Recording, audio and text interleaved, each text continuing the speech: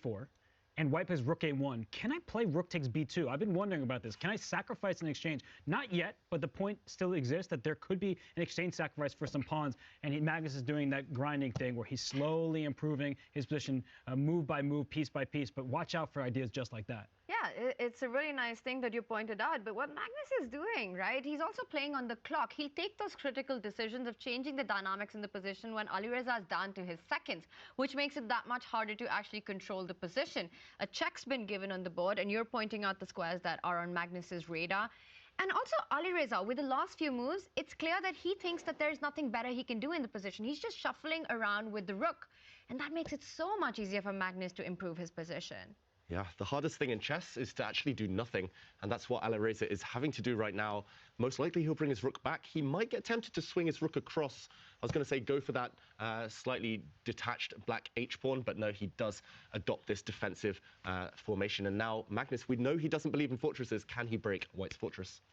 It's a good question, and it doesn't look very easy. That exchange sacrifice will be in the back of his mind, but we saw the eval bar say not in that position. The big problem for white is your rooks are stuck. The rook on a3, protecting the pawn on a5. The rook on the second rank is shielding the king and protecting that b2 pawn. So has Magnus maximized? That's the question. A fortress would be a really big dream come true for Alireza, where it looks terrible. He can just shuffle a little bit back and forth here and there, and Magnus saying, oh, big decision time. Can you trade me, or is that black king coming in too quickly?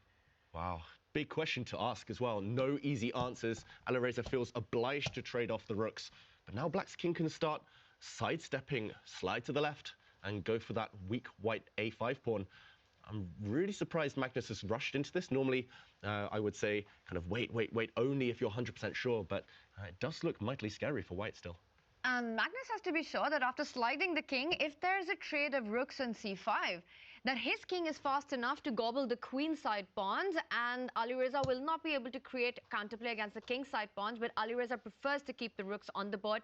But now this h3 pawn, the alpha 0, the alpha Magnus pawn that we're talking about, in many positions, that can be a big weakness, and white's knight or the king can start targeting it. It definitely can be a weakness, but after Magnus slides his king over, there are second rank ideas for him.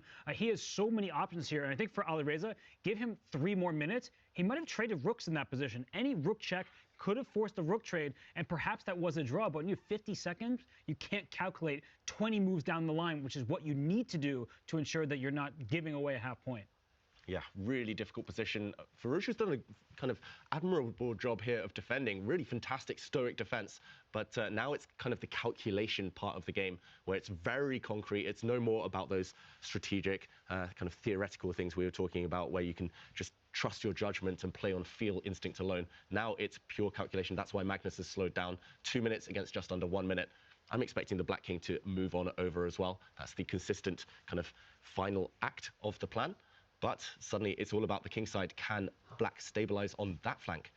And suddenly counterplay for the first time in a long time. Amazing defense from Alireza. We keep talking about Magnus' ability to grind. Alireza's ability to defend is top-notch. He's proving it in this game. But will he be able to sustain this? He's got 52 seconds left. Magnus, he's pausing for now. But you know he's going to rapid fire, just spit out a few moves in a row. And then Alireza will have to keep defending while being down to just seconds. A big decision for Magnus. Does he allow Alireza to trade off the rooks, or will he slide with his king? Magnus with a big think, almost a 2-minute think at this point. So really the clocks are getting more and more leveled right now. It's going to be a race for Magnus to get on the queen side. Alireza trying to get to the pawns on the king side to create his own passer. Meanwhile, we do see the evaluation bar go in Hikaru's favor in his fight against Denis Lazovic, but it all really comes down to this game for Hikaru as well. And we're seeing it being played out. The king, as you said, moves towards the a5 pawn, the knight jumping into attack right now. Can Magnus just pick up the a5 pawn? Oh, some calculation is needed. Maybe he'll want to avoid a pure rook endgame. So white's knight is threatening to take the black bishop, and white's rook, notice on the 3rd rank, is going to pick up that straggler, the pawn on h3. Magnus, I think, needs to keep some imbalance alive. He puts his bishop on g2. Nice active square defending the pawn. I didn't even see that was possible. Me neither. I was shocked. But it defends the h3 pawn and the b7 pawn. This shows why bishops often dominate knights. Yeah, and at least now, is there still a threat of taking on a5? You've got to be a bit careful. The white knight is jumping, so some source of counterplay, but 20 seconds to hold this when it looks like your kind of palace, your castle is just collapsing in front of you.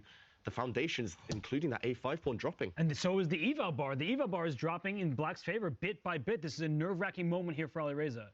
Ooh, Rook takes pawn, possible or not? That's the big question. But first, Magnus gives a check, still in control. Magnus is in control, and Hikaru Nakamura is in control of his position. We'll do a quick check on this one as Dennis is playing with just 4 seconds.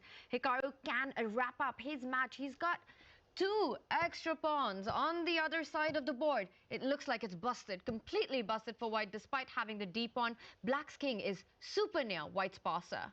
Yeah, Dennis, he had to take some risks. He had to win this game. A draw and a loss, the same result. Essentially, he took a risk too many, and Nakamura's pawns are just rolling now. As you say, Tanya, White's D pawn is not going anywhere. It's been locked down now, and it's all about those 3 connected passes on the queen side. 3 connected pawns is too many, and White's knight is just unable to play. Nakamura is going to wrap this up any moment now. And he's going to win this game. It'll be Denis Lazarev's first loss. The handshakes are there. But Hikaru's tournament might not be over. He is relying on Mangus Carlsen. And look at this. Mangus Carlsen, you see the eval bar is going all the way down. He's up a pawn. His rook is active. And now it's about converting this into a win. And we mentioned it about 25 moves ago, Robert. White's H-pawn was a target. He locked it down, fixed a weakness, and now it's dropped off the board. Magnus has now created the most powerful of passed pawns. Harry, the H-pawn's going to become a queen.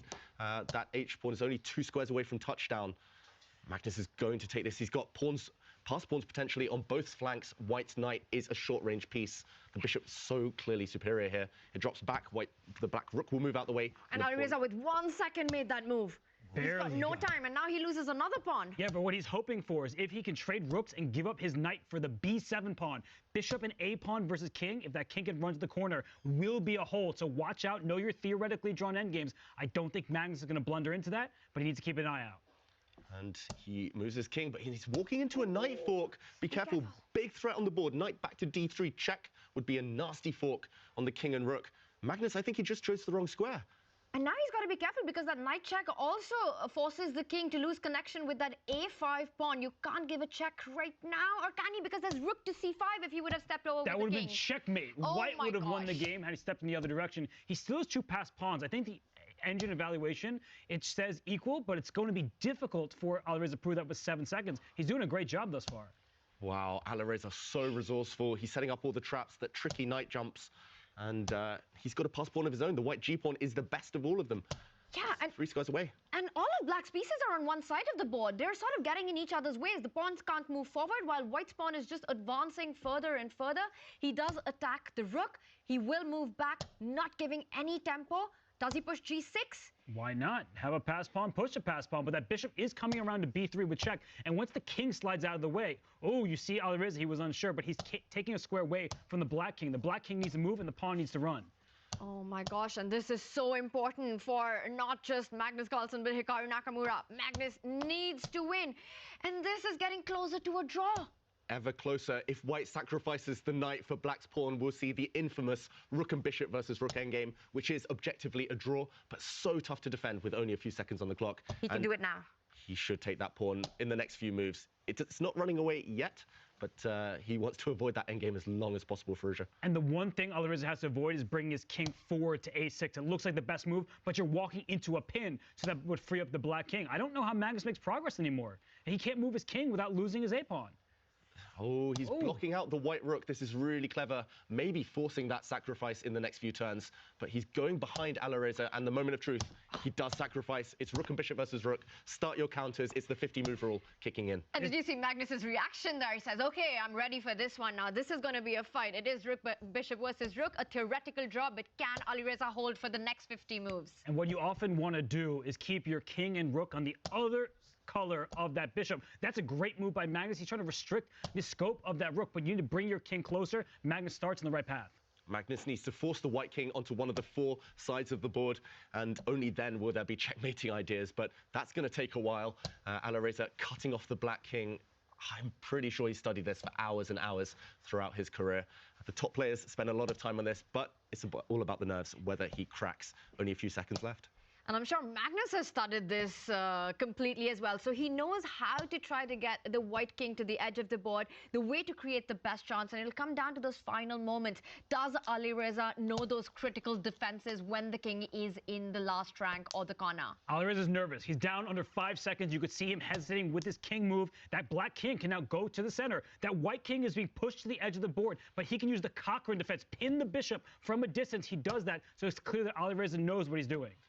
And now you've got to be really careful. You don't want to commit. The white king is ready to do a bit of a dance here. If black's king later goes one way, the white king will go the other. Now we'll see the white king go up the board surely in the next move or two. Ooh, Alireza, he's doing everything right so far, but still big nervous moments ahead. It's Magnus Carlsen who's got less time on the clock than Alireza. The clocks are now absolutely level, and a hesitancy there by Alireza. He finally decides to go to 8-6 with his king. And that black king is inching closer because white wants to put that rook on the g file and trade the rooks off. Not allowed here. If that bishop, it snakes back, here it comes. If it gets to f5, that white king could be in a mating net. Oh, there it is. Back. He's losing now. Yep. He's in the net. He's in the net. He walks right into the net. Bishop can even... And they know it. They know it.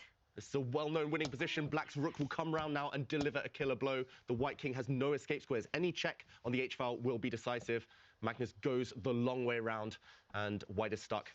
Alireza with a smile. He knows this is all over. He's gotten his king at the wrong side. There's a mate in one being threatened that you cannot fight against. Magnus Carlsen gets the job done, takes it to Armageddon. Alireza is disappointed. He had this one. A draw would have seen him through. And the other man who is very relieved with this result is Hikaru Nakamura. You can defend for a long time, but you have to defend forever when Magnus Carlsen is grinding against you. The eval bar went to the center, but looks can be deceiving, and Alireza Firouzja, he couldn't hold in that rook and bishop versus rook ending. We've got an Armageddon coming up. The bids are being written right now as Magnus Carlsen strikes back.